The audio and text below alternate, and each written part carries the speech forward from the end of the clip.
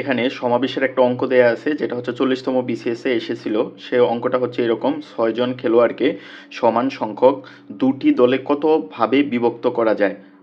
লোক হচ্ছে 6 জন, তাকে ভাগ করা হয়েছে দুইটি ভাগে সমানভাবে, তাইলে কত করে পড়ছে? 3 জন করে পড়ছে।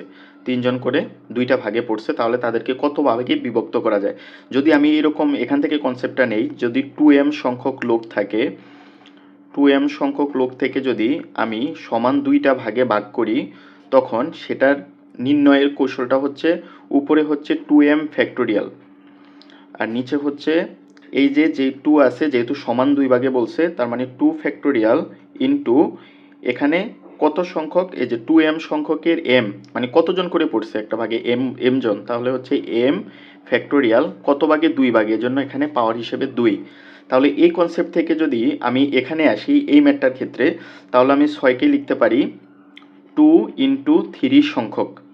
2 ইন্টু 3 সংখ্যক লোককে যদি সমান দুই ভাগে ভাগ করা হয়, নির্ণয়ের ওয়ে হচ্ছে কি, সেটা হবে উপরে 2 ইন্টু 3 মানে কত, আলটিমেটলি এখানে যদি আমি বলি 6, তাহলে 6 ফ্যাক্টোরিয়াল, মানে 2m বললাম এই জন্য 2m ফ্যাক্টোরিয়াল 6, তাহলে 6 ফ্যাক্টোরিয়াল, কিন্তু কয় ভাগে ভাগ করলাম আমরা? সমান এই যে 2 ভাগে, তাহলে 2 ফ্যাক্টোরিয়াল ইন্টু কতজন করে? 3 জন করে, তাহলে 3 ফ্যাক্টোরিয়াল, এর উপর এটা কত ভাগে ভাগ করলাম? 2 ভাগে, সো এখানে 2।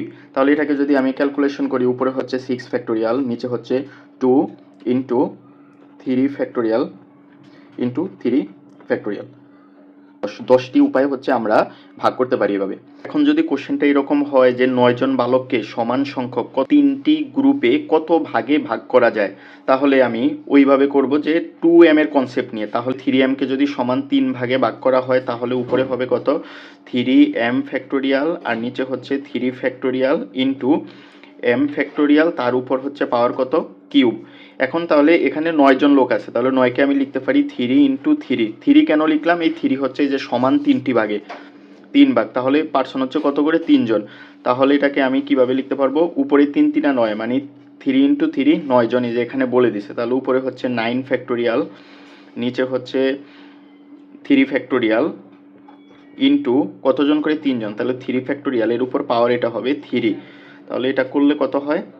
উপরে হচ্ছে 9 ফ্যাক্টোরিয়াল আর নিচে হচ্ছে 3 ফ্যাক্টোরিয়াল, আর এখানে হচ্ছে 3 ফ্যাক্টোরিয়াল, কয়টা হবে? আরও 3টা হবে। ক্যালকুলেশন করলে কত হয়? 280। সো এটার রেজাল্ট হচ্ছে এইটা। এখন তাহলে আপনারা বলেন যে 12 জন বালককে সমান সংখ্যক 4টি গ্রুপে কতভাবে বিভক্ত করা যায়।